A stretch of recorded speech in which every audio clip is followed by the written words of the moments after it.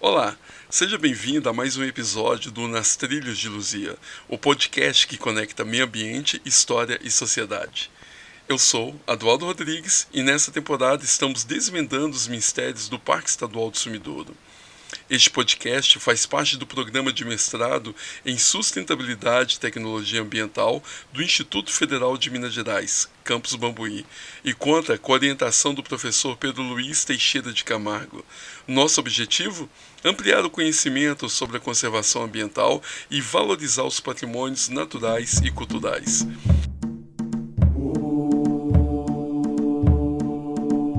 Prepare-se para uma verdadeira viagem no tempo. Hoje, vamos muito além das trilhas e paisagens do Parque Estadual do Sumidouro. Vamos escavar os segredos arqueológicos que ele guarda, vamos reviver os capítulos marcantes da sua história e descobrir as trajetórias daqueles que ajudaram a forjar a identidade deste território, que resiste e se preserva há milênios. Está pronto para mais uma aventura?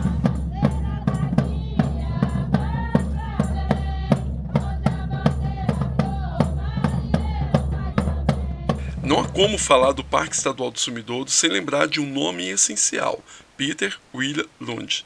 O naturalista dinamarquês, ele é reconhecido como o pai da paleontologia brasileira.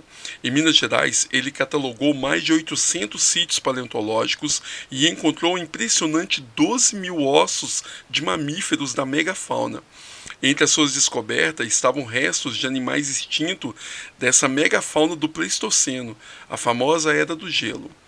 Eram tigres dente de sabre, preguiças gigantes e cliptodontes. Esses últimos são parentes dos nossos atuais tatus, mas em um tamanho um pouco diferente.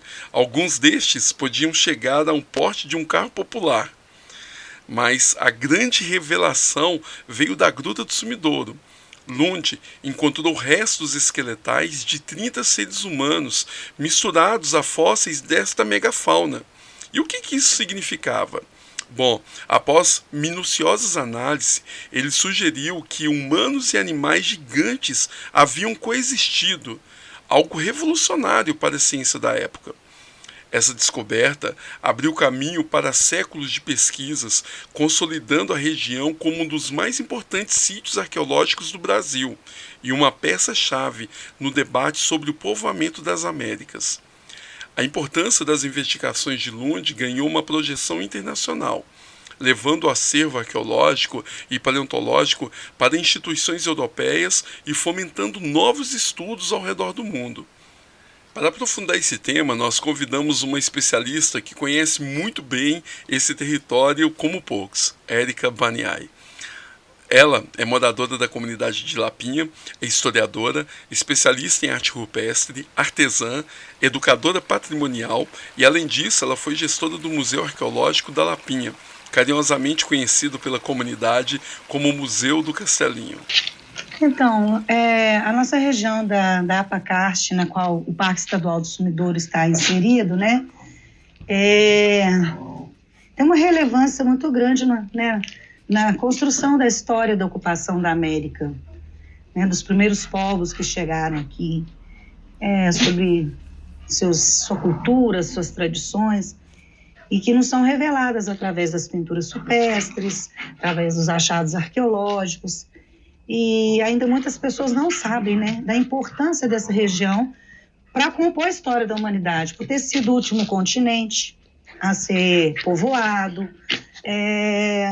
por daqui terem saído muitas descobertas importantes sobre a origem do homem na América, o mistério, né, de onde esses povos realmente vieram para cá. Além da área da arqueologia, a gente tem a paleontologia também, com as descobertas do Lund, que contribuíram para a escrita da teoria da evolução com Darwin. Então, aqui é um celeiro, né, que tem muitas possibilidades de trazer novas informações também, né? Constantemente existem achados. As grutas calcárias da região, aliadas ao clima e ao tipo de solo, criam as condições perfeitas para a preservação de restos esqueletais de humanos e de fósseis e ossadas de animais. Além disso, os povos antigos que habitavam essa região realizavam rituais funerários enterrando seus mortos em cavernas. Isso explica a grande quantidade de esqueletos encontrados na nossa região. Então, foram vários restos esqueletais, né? Do homem de Lagoa Santa. Os primeiros foram encontrados na entrada da cidade, é pouco comentado, na Lapa Vermelha, que foi implodida, né, explorada pela Soecom. Foi lá que o Lund encontrou os primeiros restos esqueletais. E depois, mais tarde, ele veio encontrar 30 esqueletos dessa população que ele deu o nome de Homem de Lagoa Santa, né, raça do Homem de Lagoa Santa, que é um termo que não se usa mais, né, na Lapa do Sumidouro, que dá o nome ao Parque Estadual do Sumidouro. Além da beleza cênica, né, do local, a importância, né, dos achados lá. Mais tarde, vários outros pesquisadores vieram no século XIX, depois do século XIX, vieram no século XX, né, os outros pesquisadores, especialmente da Academia de Letras, que escavaram vários restos esqueletais em vários locais da região. Mas na década de finalzinho de 60 para 70 chegou o meu pai, e que encontrou também alguns restos esqueletais. Aqui na Lapinha, inclusive, bem pertinho da escola, bem pertinho do museu, né? E recentemente, né, tem as escavações do André Strauss, da USP, na Lapa do Santo, em Mocambeiro, onde já tem mais ou menos em torno de uns 50 restos esqueletais que foram escavados, que são os mais recentes. E o interessante é que esse grupo novo, né, que ele está escavando, eles já passam por uma outra arqueologia, né, uma arqueologia que tem hoje todo um equipamento sofisticado, tecnologias, né, para fazer o registro, para fazer a coleta, depois os estudos, e o que ultimamente tem bombado, né, que são os estudos de DNA. Então, isso é muito bacana. A importância arqueológica da região continua atraindo cientistas do mundo todo. As pesquisas de Lund abriu os olhos da comunidade científica para um verdadeiro museu a céu aberto, e mais recentemente, a própria população local começa a perceber o valor deste patrimônio.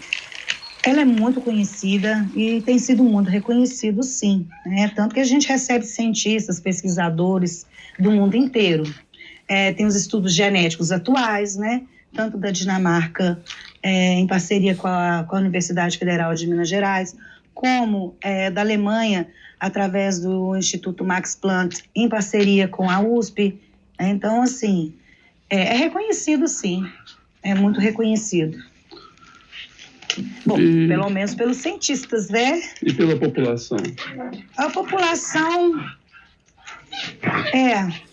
as gerações mais novas, elas estão tendo algum tipo de informação, porque as escolas têm trazido, né, a temática, mas ainda também mistura, né, num universo de informações que os jovens precisam ter hoje em dia, e a tecnologia que toma muito mais tempo e espaço na vida deles às vezes, esse conhecimento, esse entendimento está bem fragmentado.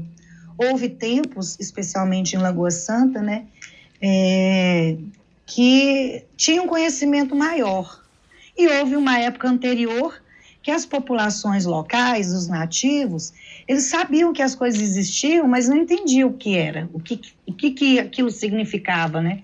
Então, a gente não pode dar uma resposta direta. Passamos por etapas. Hoje, a gente vê com uma expectativa assim, positiva, esperançosa, de que cada vez mais o pessoal se apodere dessas informações. Porém, a gente tem grandes adversários, como a tecnologia, né, como eu disse, que toma muito o tempo, né, da juventude, das crianças, e concorre, né, com muitas informações. Mas o pessoal tem feito um trabalho bom de divulgação, né? Oficinas, trazem aqui para o Parque Estadual do Sumidouro para conhecer a Gruta da Lapinha, o Museu Peter Lund, algumas escolas agendam comigo palestra. Então, assim, não desistimos da luta, né? E vamos ver o que vai ser o futuro. Outro nome de destaque na preservação e divulgação do patrimônio arqueológico da região é o antropólogo e arqueólogo húngaro Mihály Bányai, mais conhecido pelos moradores da comunidade de Lapinha como Sr. Miguel.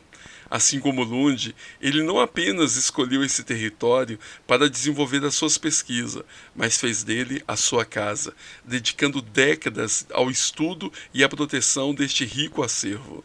Seu maior legado foi a criação do Museu do Castelinho, um espaço icônico dentro do Parque Estadual do Sumidouro, que abriga um valioso acervo arqueológico com cerca de 8.000 peças, composta por esqueletos humanos completos dos primeiros habitantes da região, artefatos cerâmicos e líticos, fósseis, minerais e muito mais. Infelizmente, desde 2018, o museu permanece de portas fechadas, envolto por questões jurídicas e por um longo processo de reestruturação na sua infraestrutura. Com a concessão da gestão turística do parque, sua administração passou para a empresa concessionária, mas a sua reabertura e preservação da sua ideia original ainda é incerta. O destino deste espaço de memória e conhecimento segue como um dos grandes desafios para a preservação do patrimônio cultural do Que a Sumidouro. população nativa era muito comum para eles encontrarem panelas, né, que hoje sabemos, né, que são panelas pré-históricas de índios muito antigos. Eles viam as pinturas supestres, porque essas pinturas supestres ficavam em abrigos rochosos próximos às suas roças. Então, fazia parte do cotidiano deles, os famosos machadinhos, né, que eles chamavam de pedra do raio. Então, isso fazia parte do cotidiano, mas eles não tinham conhecimento, entendimento do que se tratava, da antiguidade disso, da importância. Quando ele chegou na região e viu esse cenário, e inclusive havia comércio de peças arqueológicas, ele viu, né, que era muito importante que a população local tivesse um entendimento disso, tanto que ele acabou criando um museu. E ele construiu uma história aqui. Os mais antigos assimilaram bem, porque eles participaram da construção do museu, alguns doaram peças, outros vendiam, porque era um auxiliar na renda familiar. Ele, uma pessoa comum, não poderia simplesmente tomar das pessoas, né? Então, mas foi uma construção harmoniosa. E foi bacana até que o museu fechou, né? E o acesso das comunidades, não só da Lapinha, mas de todo o entorno, foi cessado, né? Acesso a esse conhecimento da história da região, que o museu contava muito bem, né? Então, o papel que ele desempenhou aqui de resgatar, né?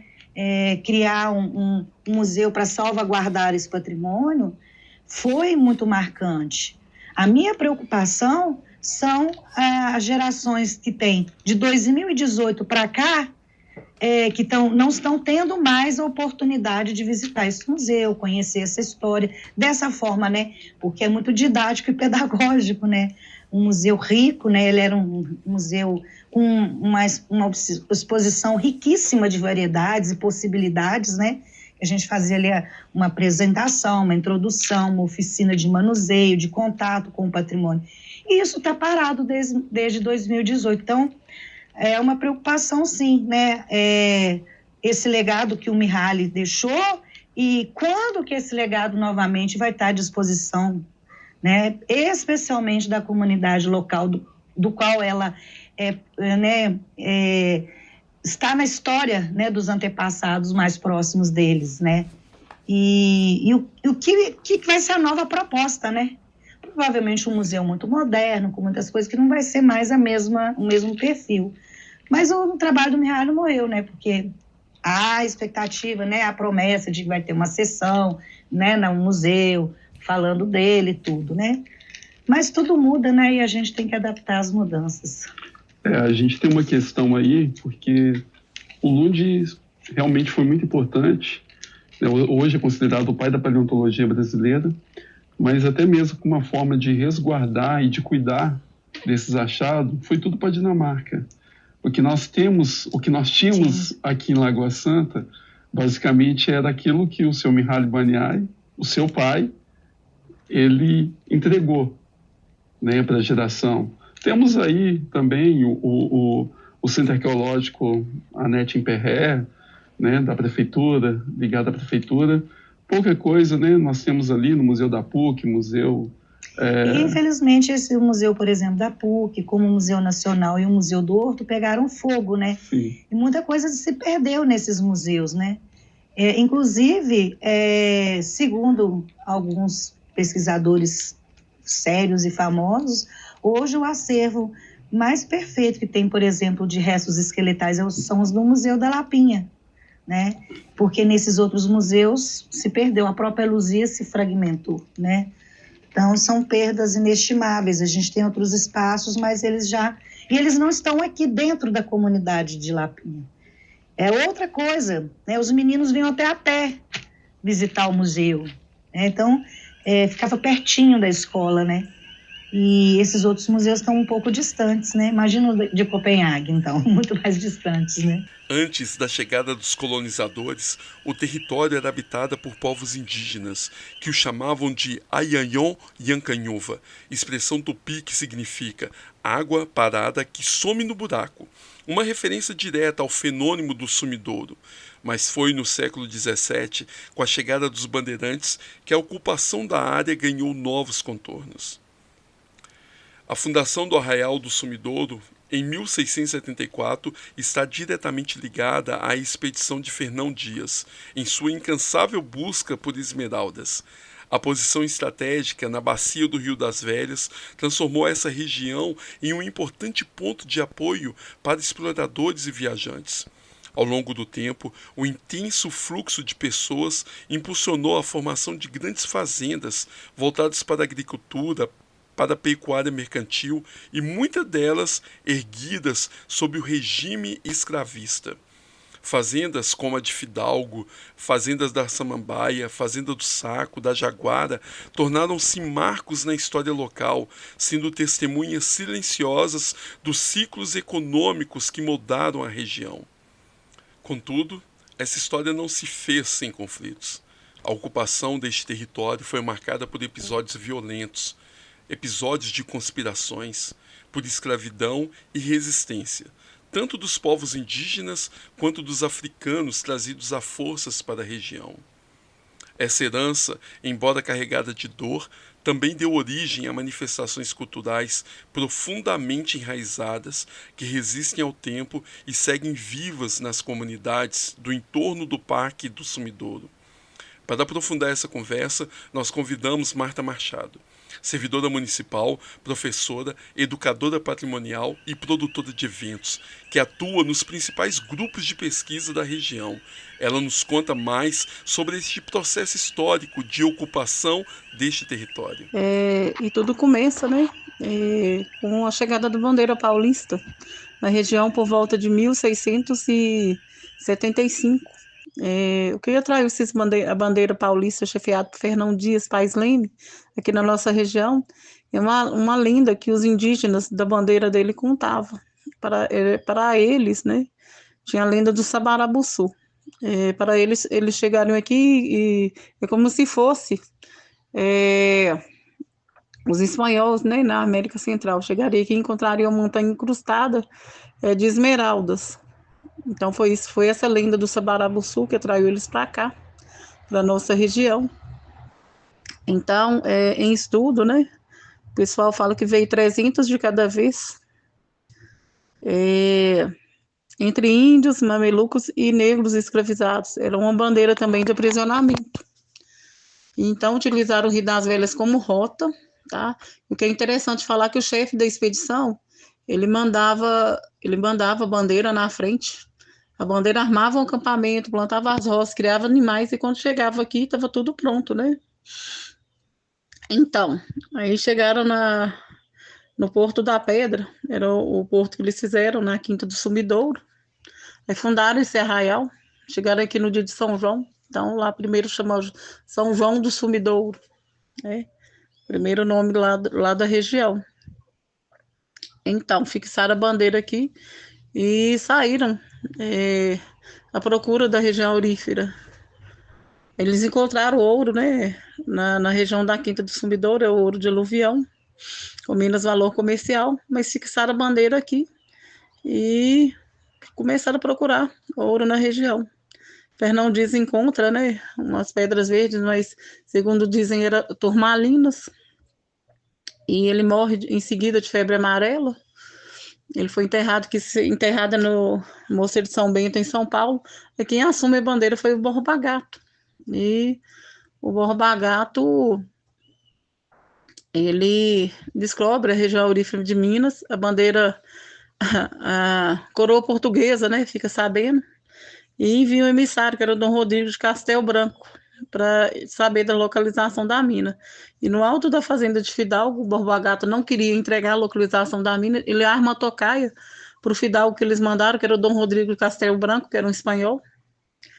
E então, o Borba Gato assassina esse Fidalgo no alto da fazenda de Fidalgo. Então, a partir disso, a bandeira se dissipa. O Borba Gato se embrenha, né, nas matas, com medo de ser castigado pela coroa portuguesa, se embrenha na mata. E a partir desse momento, aí começa o povoamento da nossa região. E nesse contexto, Eduardo, surge as primeiras fazendas coloniais. Inclusive a fazenda de Fidalgo, né, que hoje tem a Capela de Santana, que é deste período. A primeira missa datada na Capela de Santana foi de 1745. Aí surgiu e a fazenda do Saco, eram duas fazendas que tinham muitos escravos. Inclusive tinha o cemitério dos escravos próximo à Capela de Santana, onde que é o atual Aras hoje, lá perto da Capela de Santana. As marcas dessa história não estão apenas nos registros escritos ou nos casarões centenários, mas está impressa, está presente e viva nas quitandas e doces, nas festas, nos tambores e danças que ecoam em cada celebração.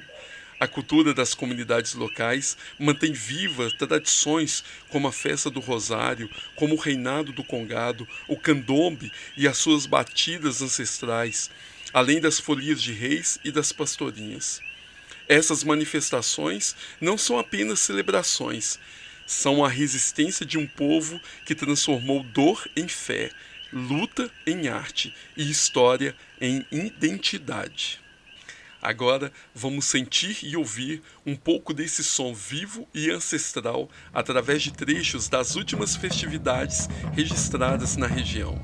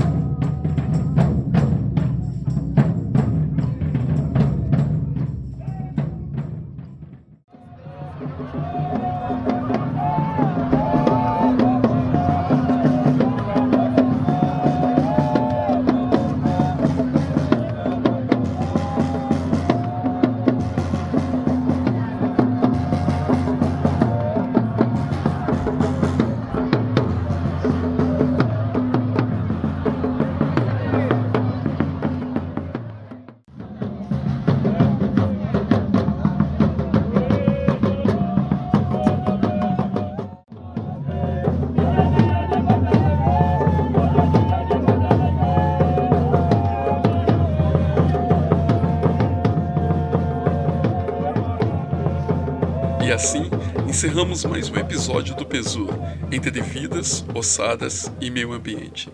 No próximo episódio, nós vamos mergulhar na relação entre o Parque Estadual do Sumidouro e a APACAST Lagoa Santa. Como a comunidade interage com este território, os conflitos do passado ainda ecoam no presente.